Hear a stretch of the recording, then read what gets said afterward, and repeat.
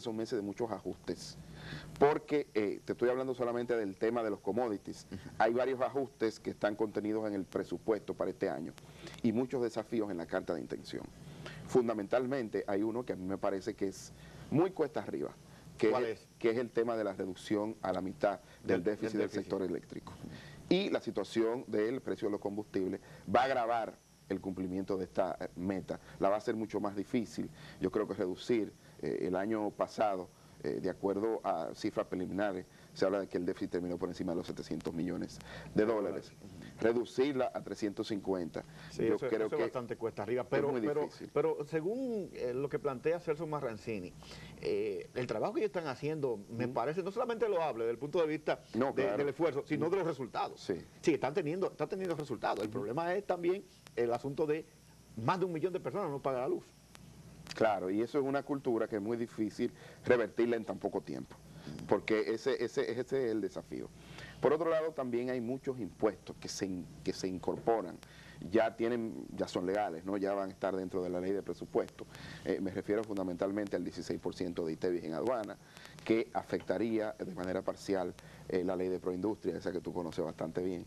Y en otros casos, el impuesto del 2.5 a las ventas internas de la zona franca. Creo que es un impuesto que podría afectar a un sector que comienza a recuperarse. El año pasado, sobre todo en el segundo semestre, comenzó a recuperarse de un largo letargo, de una caída de varios años consecutivos, y pienso que ese impuesto hay que mirarlo con detenimiento porque la cura pudiera resultar peor que la enfermedad. Fabricio, los empresarios han planteado que en la República Dominicana hay un problema de modelo económico y que ese modelo económico hay que transformarlo, porque la estructura productiva dominicana no solamente que es débil en términos de promover las exportaciones, sino que es débil también en términos de la generación de empleo. Yo estoy completamente de acuerdo con eso y creo que varios informes han hablado del tema, sobre todo el informe de políticas sociales del programa de Naciones Unidas. Seguimos creciendo, pero al mismo tiempo creamos exclusión social. Hay un nudo gordiano en la creación de empleo y tiene que ver con los retornos a la educación.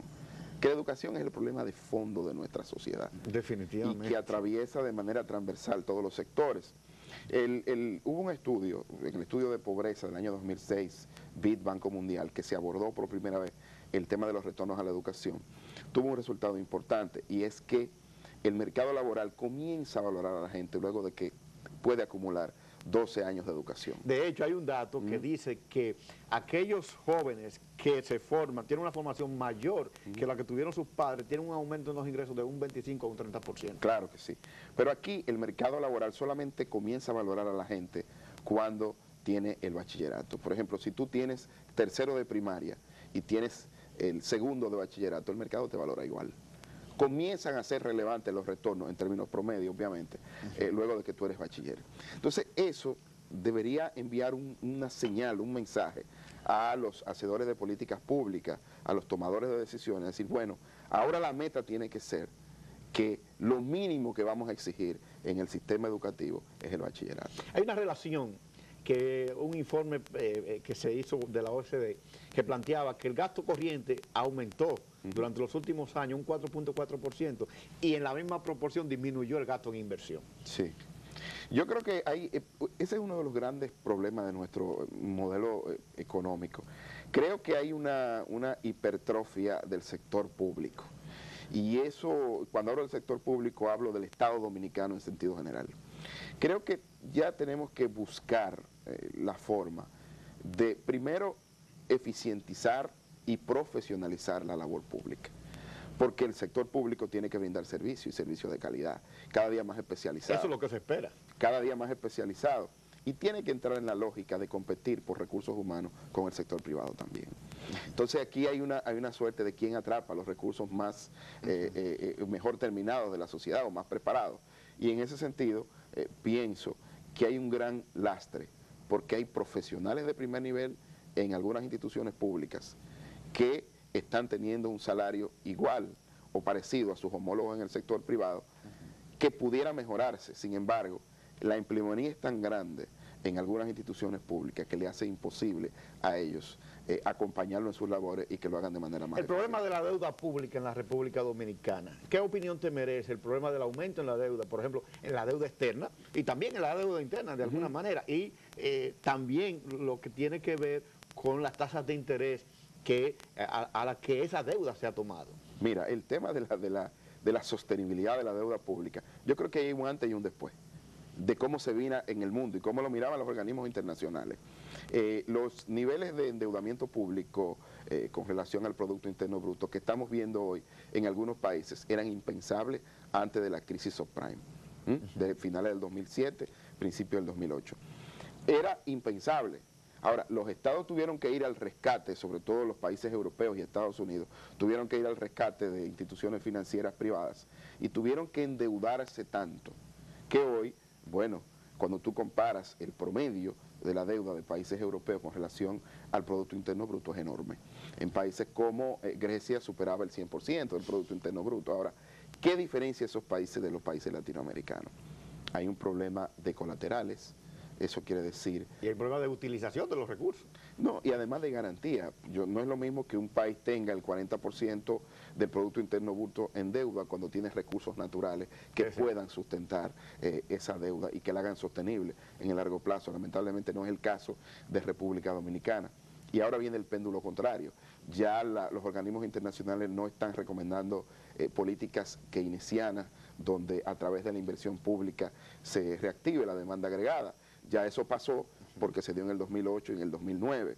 A partir del año 2010 ya los organismos internacionales están recomendando lo siguiente: o ajuste por el lado del gasto o ajuste por el lado de los ingresos.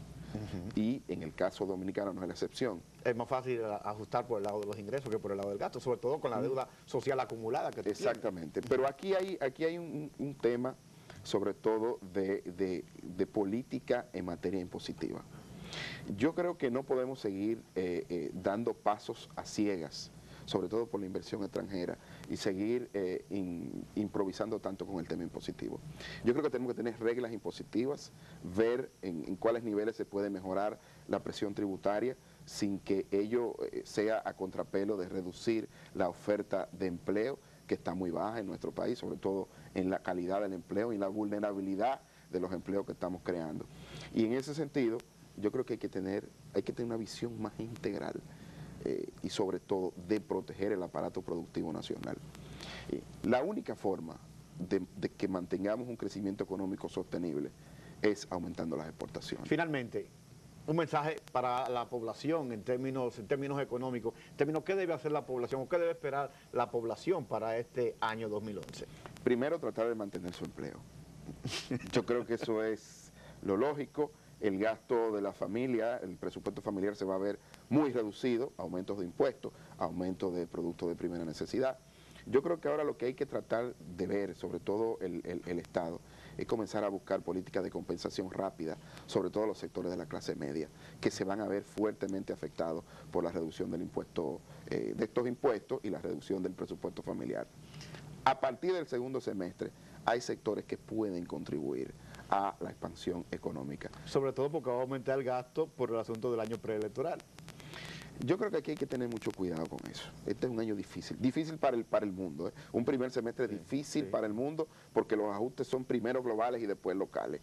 Pero creo que hay sectores que a partir del segundo semestre pudieran dar muy buenas sorpresas, como el caso del sector turismo. Fabricio, te comprometo a que venga nueva vez porque yo creo que es muy poco el tiempo para las cosas que tú tienes que decirnos y las cosas que podemos discutir. Así que está abierta esta invitación para una próxima vez. Muchas gracias. Y gracias por haber venido. A ustedes nos vemos después de la pausa y venimos con el debate de la semana.